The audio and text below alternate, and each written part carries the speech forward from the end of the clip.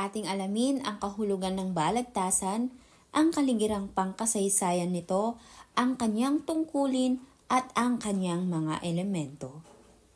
Ano nga ba ang balagtasan? Ang balagtasan ay isang uri ng patimpalak o paligsahan ng talino sa pagtula na kung saan ay isa sa mga tanyag at kinikilalang tradisyonal na anyo ng panitikang Pilipino.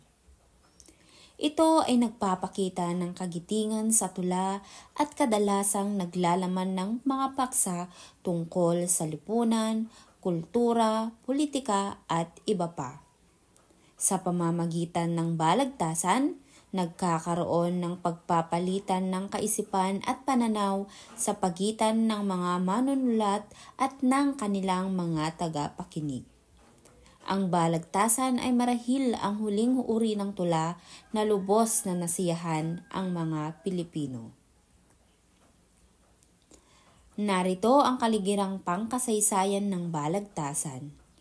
Ang salitang balagtasan ay nagmula sa pangalan ng dakilang makata ng Pilipinas na si Francisco Balagtas.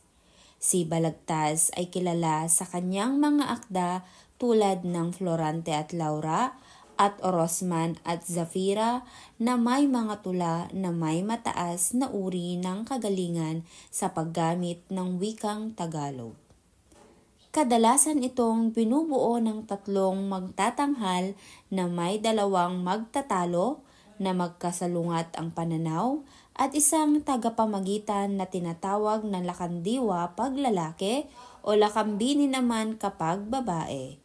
Mayroon din mga hurado na siyang manghuhusga kung sino ang mananalo. Inaasahan ang panitikang ito na patalinuhan ng pagpapahayag ng mga patulang argumento, ngunit maaari din itong magbigay libangan sa pamamagitan ng katatawanan, anghang ng pang-aasar, pambihirang talas ng isip, at malateatrikong at dramatikong pagpapahayag.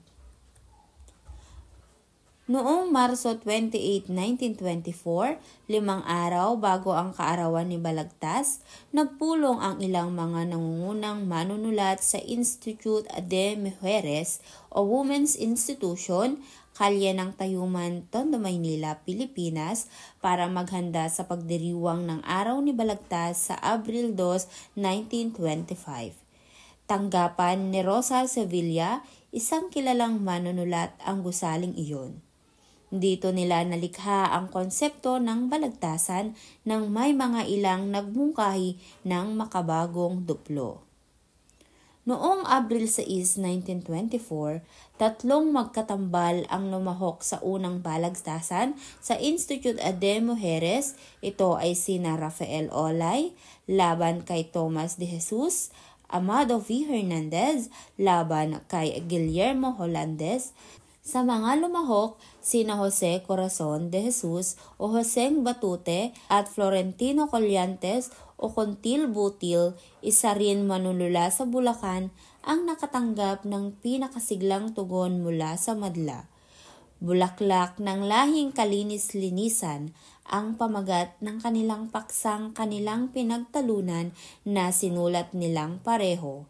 Ang dalawang ito ang nominado sa pangalawang paghaharap. Narito ang mga tungkulin ng balagtasan. Una, tagisan ng talino at pagbibigay ng aliw sa mga manonood. Ikalawa, binibigay ng mga sumasali sa balagtasan ang kanilang saloobin tungkol sa kasalukuyang pangyayari at suliranin. Ikatlo, ito ay naglalayong mapalawak at mapatatag ang paggamit ng wikang Filipino at pagpapalaganap ng mga kultura at kaugalian ng mga Pilipino sa iba't ibang bahagi ng mundo. Ikaapat, sa pamamagitan ng balagtasan, nakikita ang kahalagahan ng panitikan sa lipunan. Ito ay nagpapakita ng kagitingan ng mga Pilipino sa larangan ng panitikan, sa pagtula at paggamit ng wikang Filipino sa isang masining na paraan. Ikalima, Nakikita rin sa balagtasan ang kahalagahan ng pagtatalo at pagtitiyak ng katotohanan sa paghahanap ng mga solusyon sa mga issue at paksa sa lipunan. At ika-6 na tungkulin ng balagtasan, hindi lang naghahayag ng mga ideya at kaisipan ang mga manunulat sa balagtasan, kundi nakikinig din sila sa mga kritiko at nag-a-adjust upang mapabuti pa ang kanilang mga tula. Narito ang mga elemento ng balagtasan: tauhan, paksa, mensahe, at pinagkaugalian. Una, ang tauhan. Ang lakandiwa o lakambini ang tagapamagitan ng paksa na ipaglalaban ng dalawang mambabalagtas sa pamamagitan ng tulaan. Ang mambabalagtas, ang mga kalahok sa karaniwang sinusulat ng piyesa ng balagtasan. Sila rin ang mga taong nakikipagbalagtasan. At ang mga manonood, ang mga tagapakinig sa pagtatanghal ng balagtasan, nasusukat ang kahusayan ng mambabalagtas sa reaksyon ng mga manonood. Narito naman ang paksa. Ang paksa ang bagay na pinag-uusapan, tinatalakay o dinedebatehan para ganaping maipaliwanag at maunawaan ang konteksto nito. Ang politika. Ang tunggalian ng mga lapian sa kapangyarihan at mga tagapangasiwa ng pamahalaan. Ang pag-ibig, ang pinakamakapangyarihan at dakilang damdaming nag-uugnay sa mga tao. Ang karaniwang bagay, mga bagay sa paligid. Kalikasan, ang mga bagay na nasa daigdig. Lipunan, ang pangkat ng mga taong naninirahan sa isang partikular na lugar. At kagandahang asal, ang mga ugaling kay ganda-ganda.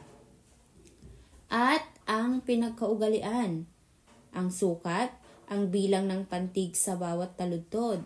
Ang tugma, ang pagkapareho ng tunog ng dulo ng mga taludtod sa panulaan, maaaring tugmang ganap o tugmang di ganap.